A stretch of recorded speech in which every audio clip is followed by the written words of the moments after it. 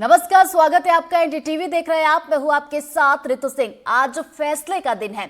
आज पता चलेगा कि महाराष्ट्र और झारखंड में किसकी सरकार बनने जा रही है। जनता ने किसके हक में फैसला सुनाया है। महज 1 घंटे के बाद यानी कि 8 बजे से वोटों की गिनती शुरू हो जाएगी। पहले घंटे पोस्टल बैलेट गिने जाएंगे, उसके बाद ईवीएम की बारी आएगी। महाराष्ट्र में सीधी लड़ाई सत्ताधारी महायुति की महाविकास अघाड़ी से है। यहाँ दोनों धड़े अपने अपने दावे कर रहे हैं। हालांकि पोल और पोल्स में सत्ताधारी पार्टी को बढ़त दिखी है, जबकि झारखंड में हेमंत सोरेन के सामने अपनी सरकार बचाने की चुनौती है। वही आदिवासी अस्मिता का भी सवाल है। वही कई राज्यों में उपचुनाव का भी आज नतीजा आएगा। मध्य प्रदेश की 2 और छत्तीसगढ़ की 1 सीट के नतीजे आएंगे। मध्य प्रदेश की 2 सीटों पर उपचुनाव का रिजल्ट आज आने वाला है। बता दें कि मध्य प्रदेश की बुधनी और विजयपुर में उपचुनाव के नतीजे आ जाएंगे। तो वहीं छत्तीसगढ़ की हम बात करें तो छत्तीसगढ़ की रायपुर दक्षिण सीट पर काउंटिंग होगी। तो 8 बजे से मतगणना शुरू हो जाएगी और एनडीटीवी पर सबसे पहले और सटीक चुनावी नतीजे हम आप तक पहुंचाएंगे। तो देखिए, पूरे देश भर की निगाहें महाराष्ट्र और झारखंड विधानसभा चुनाव के नतीजों के साथ साथ जो अलग अलग राज्यों में उपचुनाव हुए हैं उन पर भी टिकी हुई है। एनडीटीवी मध्य प्रदेश छत्तीसगढ़ आपको सभी चुनाव के नतीजों की जानकारी बिल्कुल सही और सटीक पहुंचाने वाला है। 8 बजे से वोटों की गिनती शुरू हो जाएगी और देखिए, इसको लेकर तैयारियां शुरू कर दी गई है और एनडीटीवी की टीम भी पूरी तरीके से तैयार है आप तक पल पल की अपडेट पहुंचाने के लिए। तो मध्य प्रदेश की 2 सीटों पर नतीजे, 2 सीटों पर उपचुनाव हुए थे, उसके नतीजे। और छत्तीसगढ़ की बात की जाए तो 1 सीट पर उपचुनाव हुआ, उसके नतीजों का इंतजार आज खत्म होगा। और चलिए, ज्यादा जानकारी के साथ हमारे दोस्त भी हमारे साथ जुड़ गए, आकाश द्विवेदी हमारे साथ जुड़ गए, तो वही जुल्फिकार भी हमारे साथ जुड़ गए। सीधे जुल्फिकार के पास चलते हैं। जुल्फिकार, इस वक्त आपके साथ सीधे प्रत्याशी मौजूद है, उनसे जरा बातचीत कीजिए। जी जी, हमारे साथ जो है आकाश शर्मा मौजूद हैं। आकाश, अभी सुबह से आप घर से निकले, पूजा पाठ करके निकले, क्या प्रेयर करके आए? ये नियमित व्यास है बजरंगबली के आशीर्वाद से, तो हम जीवन चलते आए हैं। मेरा आशीर्वाद शुरू से रहा है, तो नियमित प्रक्रिया में आए हैं और इसमें कोई है। और पूरा आज उम्मीद है कांग्रेस पार्टी की कार्यकर्ताओं में पहली बार उत्साह रायपुर दक्षिण का चुनाव दिखा है और मुझे पूरी उम्मीद है कि ये चुनाव में जो है जनता ने परिवर्तन किया और रायपुर दक्षिण का विधायक कांग्रेस पार्टी का बनने वाला है। आप लगातार कैंपेन में कह रहे थे कि निष्क्रिय हैं सुनील सोनी और उन्होंने कोई विकास नहीं किया, युवा को चुने, तो क्या वाकई मैंने बात कही थी कि आपको जनता के पैरामीटर में 2 बार महापौर, 1 बार सांसद के रूप में जनता देख चुकी है। ऐसा कोई काम आपने जनता के रायपुर दक्षिण की धार नहीं किया है। आप अपने नाम पे वोट नहीं मांग पा रहे थे, आपको वोट मांगने के लिए दूसरे का चेहरा उपयोग करना पड़ा था। जनता कैसे आपको वोट देती? जनता जो है समझदार है, कोई जनता किसी गुलाम नहीं होती है। रायपुर दक्षिण जनता बहुत समझदार है और जनता ने इस बार सोच समझ के सक्रिय व्यक्ति को चुना है।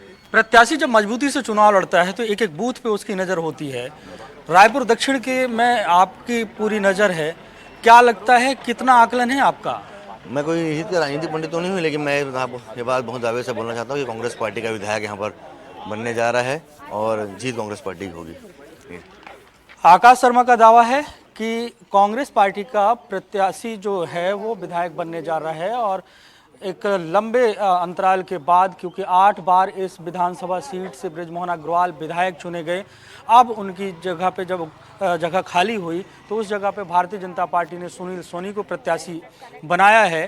तो अब जो उपचुनाव हुए हैं उसमें अलग अलग दावे हैं, जैसा कि हमारी पहले बात हो रही थी सुनील सोनी से, उनका ये दावा था कि वो जीत रहे हैं। अब आकाश शर्मा का दावा है कि वो इस चुनाव को जीत रहे हैं और उनके जो आकलन हैं उसके मुताबिक एक लंबे समय के बाद, करीब 34 साल बाद, कांग्रेस की जीत इस विधानसभा सीट से होगी। जी, तो देखिए, जाहिर सी बात है, नतीजों का दिन है। पार्टी अपनी अपनी तरफ से दावे तो करेगी, हालांकि दोपहर तक तस्वीर साफ हो जाएगी कि आखिर जनता ने किस पर विश्वास जताया। दोबारा आपके पास लौटूंगी जुल्फिकार। आकाश का रुख कर लेते। आकाश, इस वक्त आप कहां पर मौजूद है और वहां पर क्या कुछ हलचल आप देख पा रहे हैं? देखिए इस वक्त हम सीहोर ज़िले में मौजूद हैं और यहाँ की बुधनी विधानसभा सीट पर इलेक्शन हुआ है जिसके नतीजे आने हैं। अब से 1 घंटे बाद 8 बजे के आसपास काउंटिंग शुरू होगी और ये काउंटिंग सेंटर है शासकीय महिला पॉलिटेक्निक महाविद्यालय है। यहाँ पर जो सुरक्षा की व्यवस्था है वो त्रिस्तरीय सुरक्षा व्यवस्था है क्योंकि यहाँ पर करीब 300 से अधिक जो मतदान केंद्र इन मतदान केंद्रों पर मतदान किया गया है और सभी जो ईवीएम मशीनें हैं, सबसे पहले डाक मतपत्र, इसके बाद ईवीएम मशीनों से जो काउंटिंग है वो शुरू होनी है। तो 14 टेबल्स 2 बड़े रूम से जिनमें लगाएगी और 13 राउंड में कुल जो वोटिंग है वो संपन्न की जाएगी। ये पूर्व मुख्यमंत्री शिवराज सिंह चौहान की पारंपरिक विधानसभा की सीट मानी जाती है। लंबे वक्त से यहाँ से 2006 के आसपास से विधायक रहे और अभी वो क्योंकि सांसद बने, केंद्रीय मंत्री बने तो ये सीट खाली हुई, यहाँ उपचुनाव हुआ। बीजेपी ने उनके ही करीबी रमाकांत भार्गव को प्रत्याशी बनाया। इसके अलावा कांग्रेस से राजकुमार पटेल चुनावी मैदान में हैं और अब वो वक्त है कि जब नतीजों का इंतजार दोनों बड़ी राजनीतिक पार्टियों को यहाँ पर है। हालांकि सपा ने भी यहाँ प्रत्याशी उतारे लेकिन उतना अधिक रिस्पांस इस मामले में देखने को मिलने की संभावना बहुत कम है। तो मुख्य मुकाबला कांग्रेस और बीजेपी के बीच ही माना जा रहा है। ये मतगणना केंद्र की तस्वीरें हैं और अब से 1 घंटे बाद मतगणना शुरू होगी। दोनों जो प्रत्याशी हैं, कांग्रेस पार्टी के राजकुमार पटेल और बीजेपी से रमाकांत भार्गव, दोनों अंदर पहुंच चुके हैं, अपने एजेंट्स के साथ पहुंच चुके हैं और यहाँ जो लोग आ रहे हैं या जा रहे हैं उनकी बाकायदा चेकिंग की जा रही है। सबसे पहले ये जिला पुलिस बल है, इसके बाद सीआरपीएफ और एसएफ, 3 लेयर सिक्योरिटी यहाँ पर रखी गई है ताकि किसी भी तरीके की जो चूक है वो ना हो सके। तो 1-1.5 घंटे बाद से जो रुझान है वो रुझान आने शुरू हो जाएंगे क्योंकि 8 बजे सबसे पहले डाक मतपत्रों की गणना होगी। इसके बाद ईवीएम मशीन खुलेंगे। कुल 13 राउंड्स में यहाँ पर काउंटिंग कंप्लीट की जानी है तो बहुत ज़्यादा वक्त नहीं लगेगा। मैं ये कह सकते हैं कि शाम तक जो यहाँ की मतगणना की प्रक्रिया है वो पूरी हो सकती है। और बिल्कुल यही कहा भी जा रहा है कि बुधनी के नतीजे सबसे जल्दी आएंगे। हालांकि दोबारा आपके पास हम लौटेंगे, अजय का रुख कर लेते हैं। अजय, विजयपुर विधानसभा सीट पर जो उपचुनाव हुए उसको लेकर देखिए आज मतगणना होनी है। आप जहां पर मौजूद है वहां पर इस वक्त क्या कुछ हलचल है? देखिए, श्योपुर का पॉलिटेक्निक कॉलेज है और यहीं पे कुछ समय बाद मतगणना होगी और ये देख सकते हैं पीछे ये दरवाजा है और यहाँ से अधिकारी जो है और जो मतगणना दल है वो लगातार अंदर जा रहा है और लगभग 8 बजे यहाँ पे पोस्टल बैलेट जो है उनकी गिनती शुरू होगी। उसके बाद 8:30 बजे ईवीएम जो खोली जाएंगी और लगभग सुरक्षा की अगर बात करें तो लगभग 250 जवान जो है वो यहाँ पे तैनात किए गए हैं। और विजयपुर विधानसभा का जो जिस बेसब्री से जो पार्टी कार्यकर्ता है, चाहे वो कांग्रेस के हो चाहे वो बीजेपी के हो, उनका इंतजार खत्म होने वाला है। यहाँ पे बीजेपी से जो उम्मीदवार है रामनिवास रावत वन मंत्री हैं और उनके सामने जो मुख्य मुकाबला था कांग्रेस के मुकेश मल्होत्रा से था।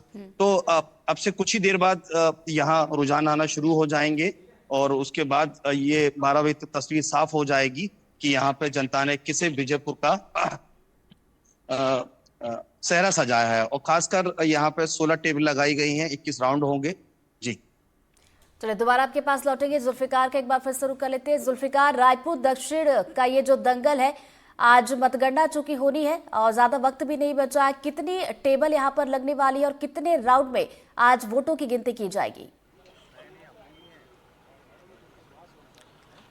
रायपुर दक्षिण जो विधानसभा सीट है इसमें जो काउंटिंग 8 बजे से शुरू होगी। सबसे पहले पोस्टल बैलेट की काउंटिंग होगी और 8:30 बजे ईवीएम खुलेंगी।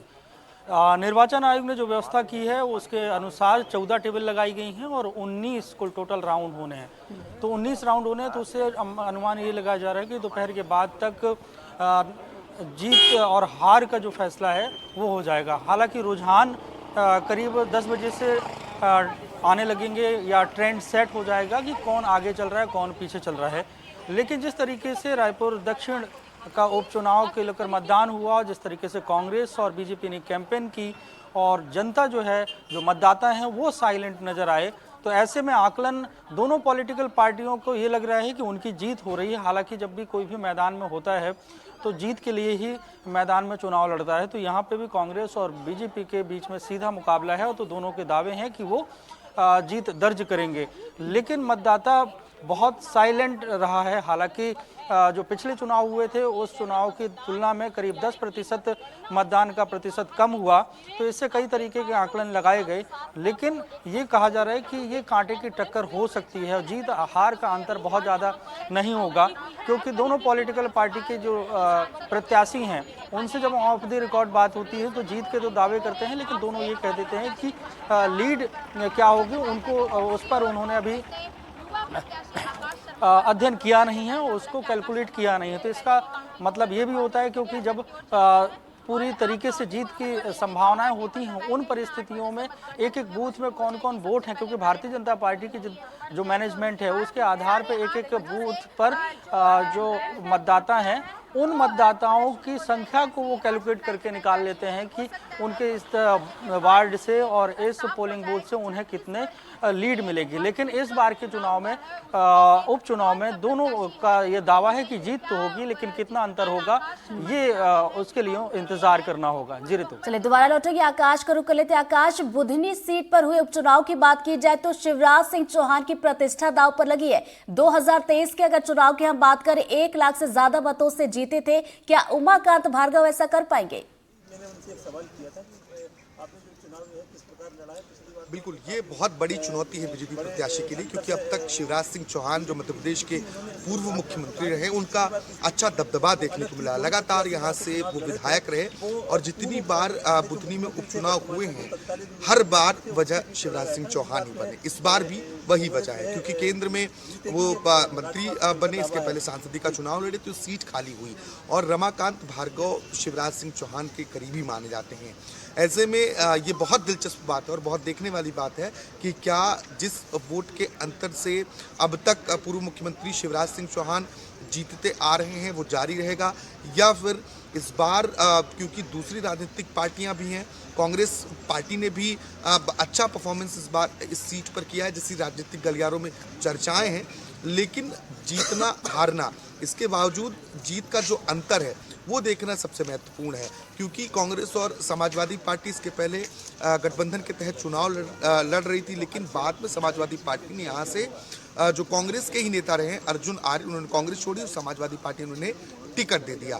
तो कहीं ना कहीं ये वोट काटने की कोशिश करेंगे और ऐसे में दोनों ही राजनीतिक पार्टियों को इससे नुकसान होगा।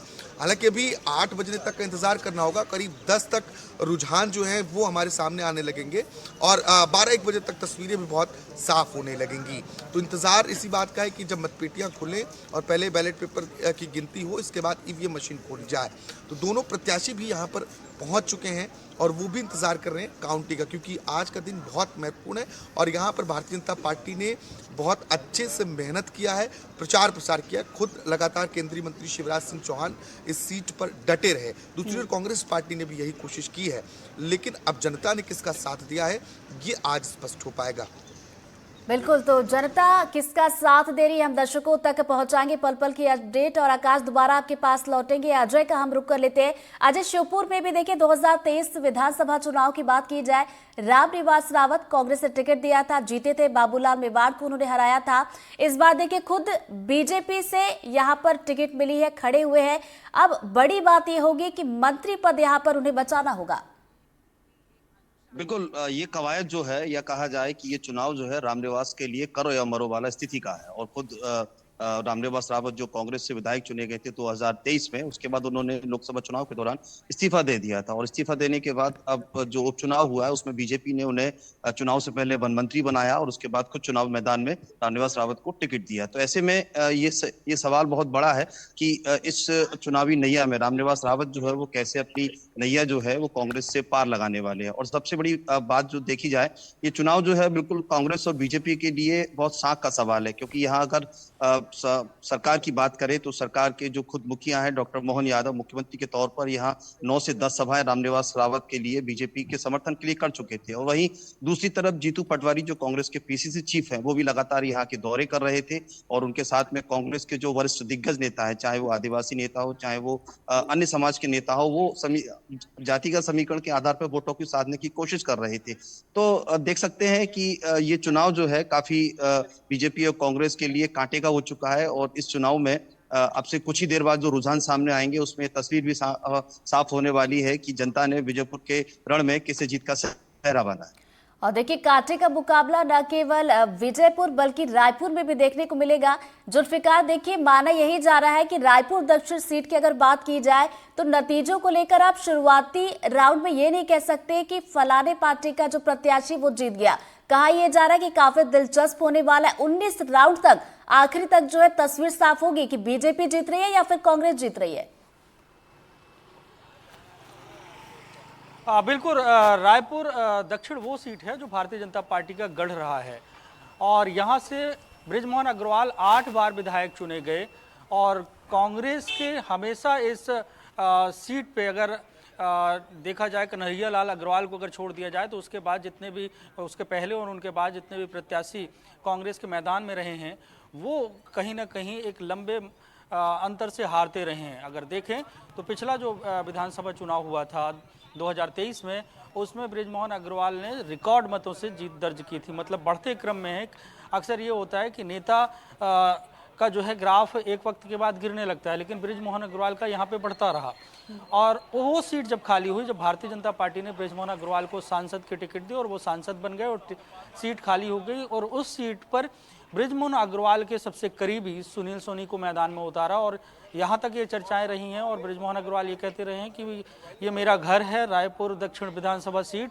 और वो सुनील सोनी को जिताने का मतलब बृजमोहन अग्रवाल को जिताना है और वो सांसद जरूर बन गए हैं लेकिन वो इस क्षेत्र के विधायक रहेंगे।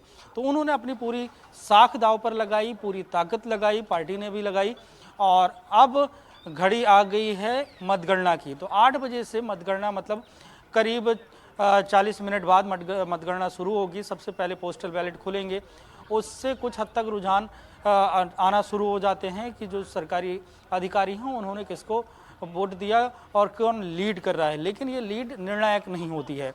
इसके बाद 8:30 बजे से ईवीएम खुलेंगे और उसके बाद जो ट्रेंड है वो सेट होना शुरू हो जाएगा कि पहले राउंड में किसने बढ़त ली, दूसरे में किसने बढ़त ली, तीसरे में बढ़त किसने ली।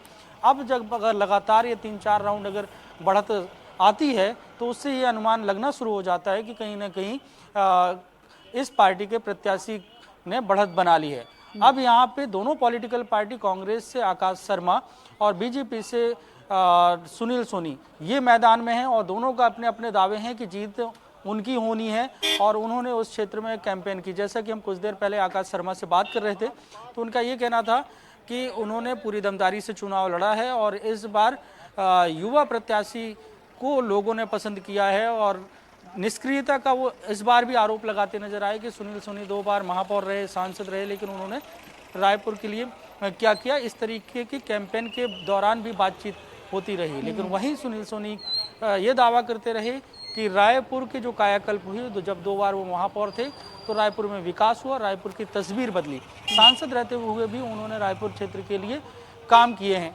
तो ये तमाम बातों और को लेकर प्रचार के दौरान भी ये देखा गया था, विकास को लेकर बातें कही गई थी। जुल्फिकार, दोबारा लौटूंगी आपके पास, आकाश का रुख कर लेते। आकाश, तो देखिए, बुधनी सीट की अगर बात की जाए तो यहाँ पर भी लीड पर निगाहें होंगी कि लीड कौन कितनी लेगा, ये ज्यादा दिलचस्प होने वाला है बुधनी सीट के उपचुनाव के नतीजों में।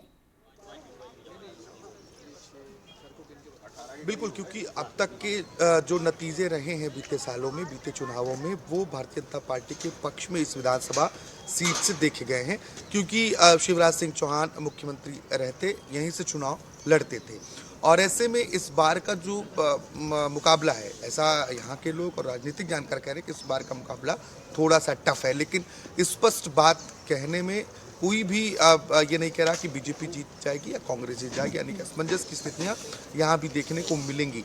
जीत और हार का अंतर कितना होता है, बढ़त कितनी रहती है और कितने वोटों से कौन हारता है, इस पर ज़रूर निगाहें रहेंगी, क्योंकि ये शिवराज सिंह चौहान की प्रतिष्ठा की भी बात है और भारतीय जनता पार्टी ने यहाँ जिस तरीके से बूथ मैनेजमेंट और मेहनत की है उसका भी रिजल्ट है। दूसरी ओर जीतू पटवारी के प्रदेश अध्यक्ष बनने के बाद ये पहला 2 जगहों का उपचुनाव मध्य प्रदेश में है, तो उनकी टीम ने उनकी अगुवाई में किस तरीके से काम किया है इन विधानसभा क्षेत्रों में, इसके नतीजे भी इन चुनाव नतीजों के साथ देखने को मिलेंगे।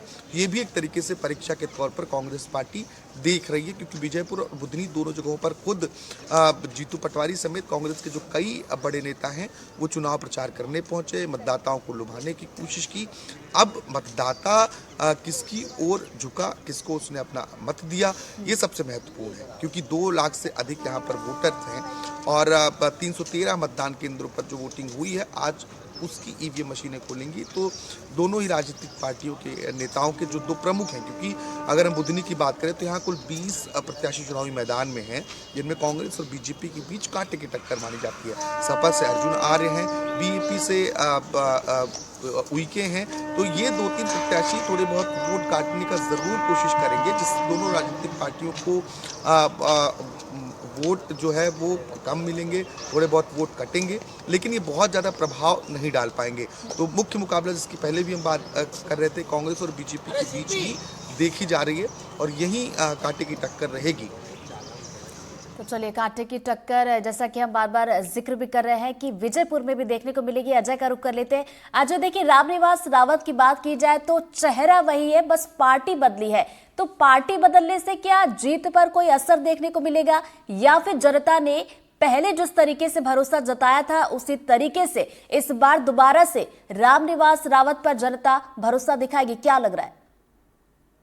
देखिए, जो रामनिवास रावत है वो कांग्रेस के टिकट पे चुनाव लड़ते आए और 6 बार वो कांग्रेस के टिकट पे विजयपुर से चुनाव लड़े हैं और 6 बार जीते भी हैं और 2 बार उन्हें हार का सामना भी करना पड़ा था। और कांग्रेस के टिकट पे श्योपुर मुरैना सीट पे उन्होंने 2 बार लोकसभा का चुनाव लड़ा था, लेकिन उन्हें सफलता नहीं मिली। ऐसे में अब सवाल यही है कि रामनिवास कांग्रेस छोड़ के बीजेपी में शामिल हो गए हैं और जब रामनिवास कांग्रेस से चुनाव लड़ा करते थे तो ये विजयपुर सीट जो है वो कांग्रेस का गढ़ मानी जाती थी और रामनिवास लगातार इस सीट से जीतते हुए आए हैं। हालांकि बीच में 1998 की अगर बात करें तो 1998 में बाबूलाल मेवरा से वो हार गए थे और 2018 में अगर बात करें तो 2018 के विधानसभा चुनाव में बीजेपी ने यहाँ सीताराम आदिवासी को टिकट दिया था, तो उनके सामने रामनिवास रावत जो है 2018 का चुनाव हार गए थे। लेकिन अब सवाल ये है कि रामनिवास रावत जो है वो पार्टी बदल के बीजेपी में शामिल हुए हैं और हालांकि चेहरा वही है लेकिन अब पार्टी बदल गई है। तो रामनिवास रावत जो है इस बार बीजेपी के सिंबल पर टिकट लड़ रहे हैं। लेकिन सबसे बड़ी बात